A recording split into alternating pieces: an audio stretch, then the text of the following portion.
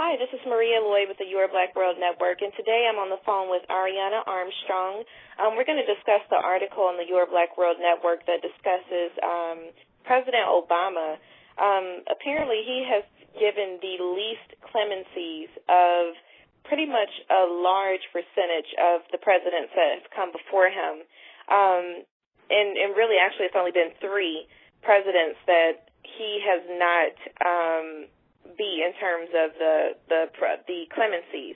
And so they are George Washington, who, I mean, obviously he was the first president, so he probably didn't have a lot of clemency petitions to grant. The other is William Henry Harrison, who unfortunately died a month, due to pneumonia after taking office.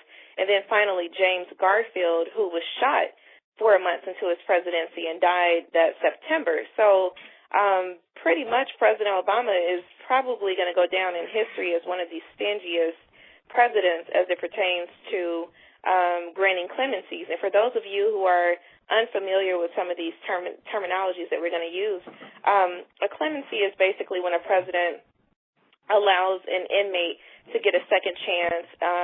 And there are 2 forms of clemencies. You have a commutation, which shortens the prisoner's sentence, and then you have a pardon, which literally clears the person's record.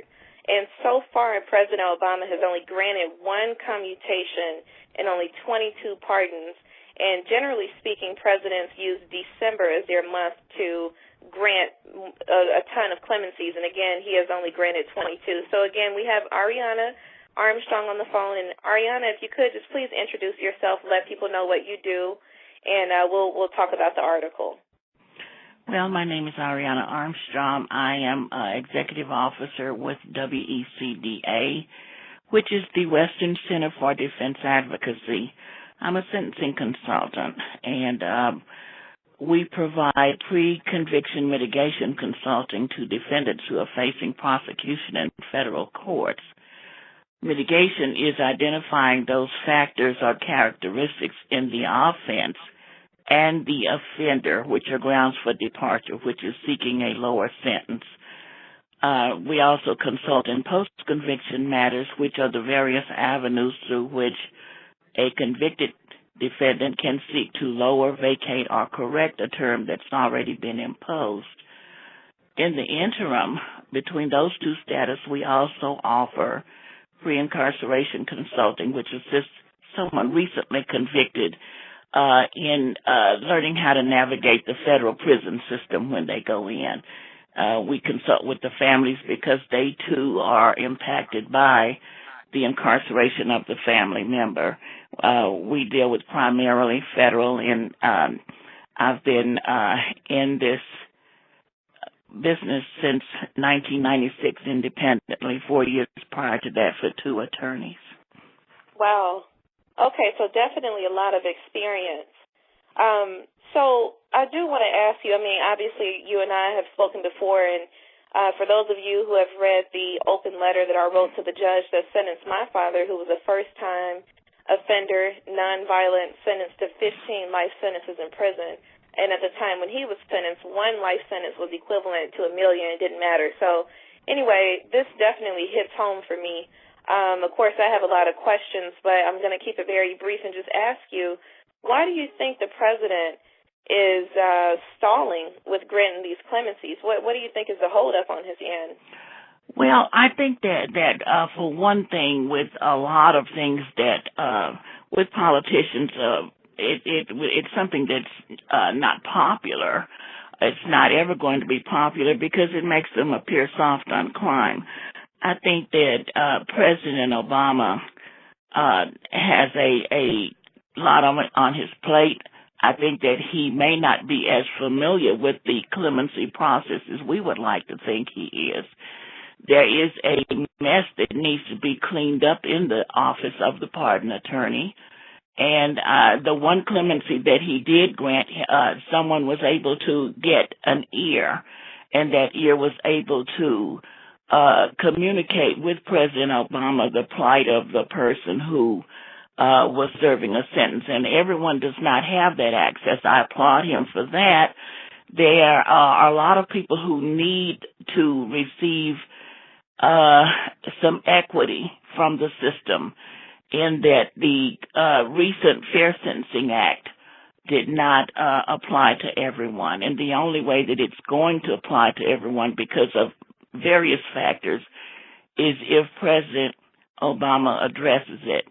I think that if I can take you back to when Governor Haley Barbour of Mississippi pardoned several people before he left office, and it's usually done before that head of state leaves office, there was so much flack behind it nationwide.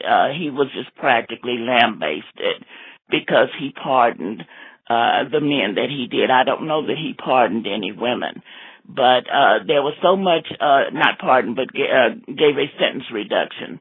There's so much flack behind it. It's usually done when someone leaves office so they don't have to deal with, well, we're going to get you with the next election. And it's just not a popular thing to do. I think that he has the strength to do it. I believe that he will do it. And I think that he will probably do it before he leaves office. There's several things that have to take place before he does this. As I said, the mess in the pardon attorney's office, those clemencies have to get to him. They don't go directly to him. They go through other people, people who weed them out. There are other people who have input before it gets to him. So it's not just like it's just going directly to his box. There are other things that have to take place. And so that's why I think that he hasn't done it. I believe that he will do it. But I think that if he did it tomorrow, it would be stalled. There would be so many people against it, just like all of the other bills that some of the other bills and things that he's tried to do. So I think that it will be done. I just think it's something that has to come in time, and it has to have the support of the people. He needs to get letters and phone calls, and representatives have to support this. Okay, so, and I'm just going to reiterate the last point you made. So basically you're saying for families like mine and many others who have an inmate, who have a relative who is in the system, who has submitted a petition of commutation or pardon of sentence, we should write letters to the president as the Fair Sentencing Act retroactive. And again, I guess I'm speaking from a standpoint of those who have relatives who are in prison for drugs, because as we all know, the war on drugs is essentially a war on the black community. So for those of us who are affected by the war on drugs, are you saying that we need to write letters to the president, or do we need to write letters to the office of the pardon attorney asking them to push these commutations of sentences and petitions for pardon of sentence to the president? Well, I think that letters to the president, letters to the pardon attorney, and letters to your United States representatives. I have 4 executive clemency applications that I'm working on now, and I come from a standpoint of someone that I care very deeply for, who is serving a sentence for the same thing. So it's also personal for me. I believe that it's something that should be done. When you look at the fact that I think that there's a denial of equal protection there in the Fair Sentencing Act, because it does not affect everyone. If it should be retroactive without having to be held up or at the discretion of the sentencing court. You have many areas where the sentencing courts will not, if it's left up to them, will not do it. The prosecutor has a say-so. But it's not equal.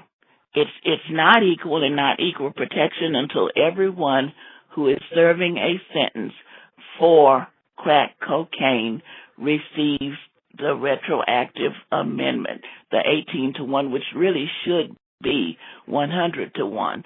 But it's not equal in 2 ways. It's not 100-1, and it did not affect everyone. And everyone who's sentenced should be able to have that sentence reduction, period, without any fanfare. Just in across the board signing of the executive clemency would eliminate the pardon attorney having to do anything other than saying this is for the crack cocaine, because otherwise you have a lot of convolution in there with looking at the different types of sentences, and this is for marijuana, this is for what.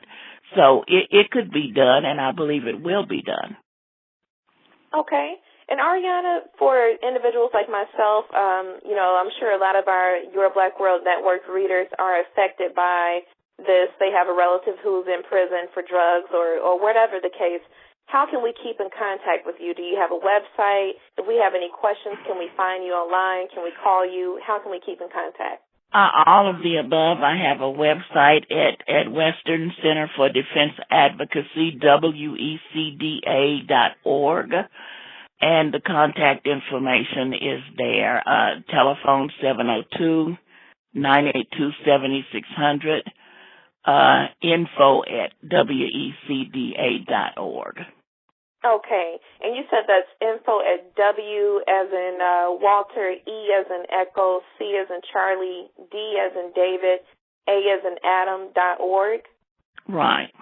Okay, perfect. Well, thank you very much for this valuable information that you shared with us. And my for all pleasure. Of our readers, thank you. And for all of our readers, thank you all for being loyal to the Your Black World family. We appreciate you, and be strong and be blessed. Thank you.